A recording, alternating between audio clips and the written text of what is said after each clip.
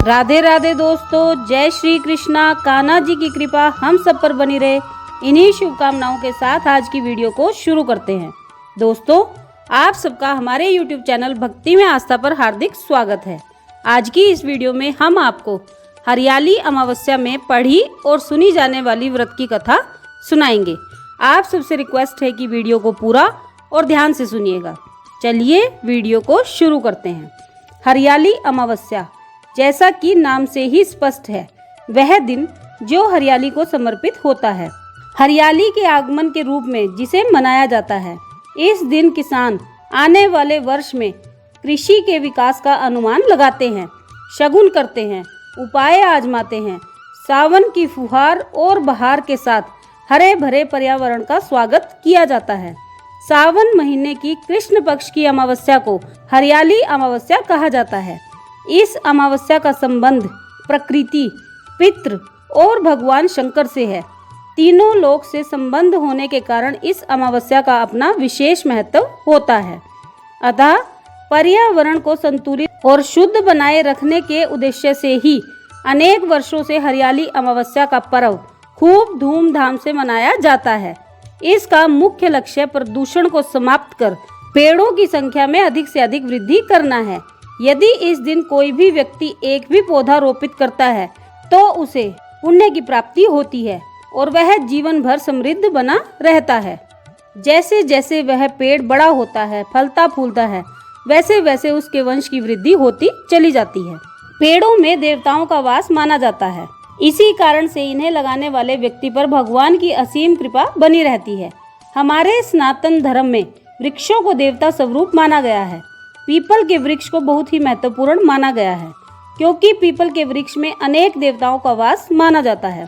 इस दिन पीपल के मूल भाग में जल, दूध चढ़ाने से पितृ तृप्त होते हैं तथा शनि शांति के लिए भी शाम के समय सरसों के तेल का दिया लगाने का विधान है।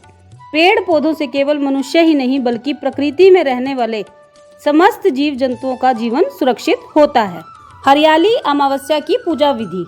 सुबह उठकर पूरे विधि विधान से माता पार्वती एवं भगवान शंकर की पूजा करनी चाहिए तथा सुहागिन महिलाओं को सिंदूर सहित माता पार्वती की पूजा करनी चाहिए और सुहाग सामग्री बांटनी चाहिए।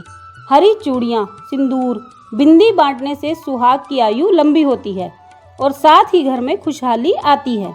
अच्छे भाग्य के उद्देश्य से लड़के भी चूड़ियाँ, मिठाई आदि सुहागन स्त्रियों को भेंट कर सकते हैं, लेकिन यह कार्य दोपहर से पहले ही कर लेना चाहिए।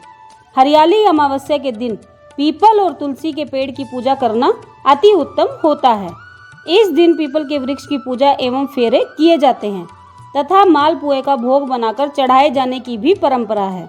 धार्मिक ग्रंथों में पर्वत और पेड़ पौधों में भी ईश्वर का वास बताया गया है। पीपल में त्रिदेवों का वास माना गया है।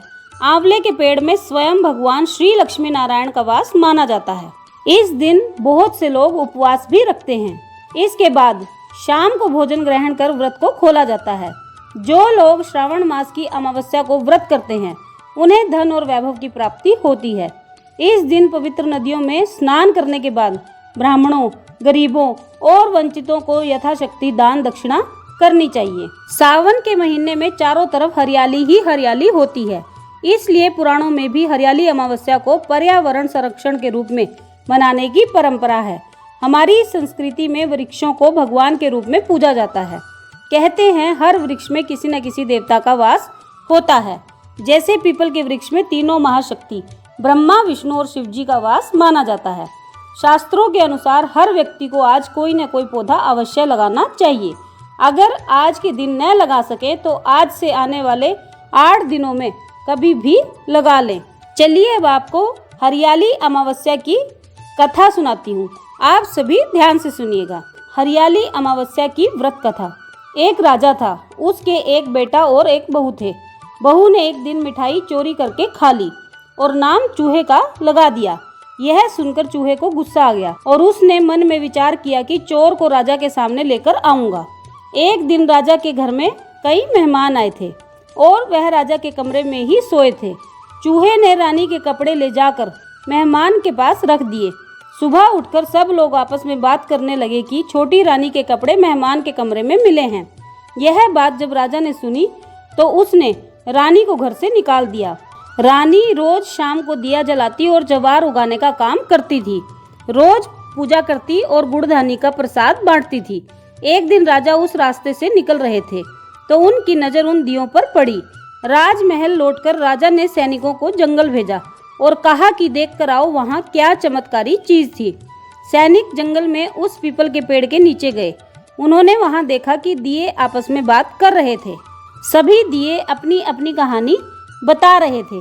तभी एक शांत दिए से सभी ने सवाल किया कि तुम भी अपनी कहानी बताओ। शांत दिए ने बताया कि वह रानी का दिया है। उसने आगे बताया कि रानी की मिठाई चोरी की वजह से चूहे ने रानी की साड़ी मेहमानों के कमरे में रख दी थी और बेकसूर रानी को सजा मिल गई। सैनिकों ने जंगल की सारी बात राजा को आकर बताई, जिसके बाद राजा ने रानी को वापस महल बुलवा लिया और रानी खुशी खुशी राजमहल में रहने लगी।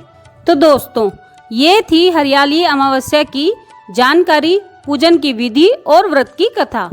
भगवान भोलेनाथ और आदि माता पार्वती कहानी को सुनने वाले, सुनाने वाले और हुंकारा भरने वाले सब पर अपनी कृपा की दृष्टि बनाए रखें। आज की वीडियो में बस इतना ही। कल फिर मिलते हैं एक और नई वीडियो के साथ। तब तक स्वस्थ रहिए, मस्त रहिए, अपना और अपनों का ख्याल रखते रहिए। राधे राधे दोस्तों, जय श्री कृष्णा, जय माता दी।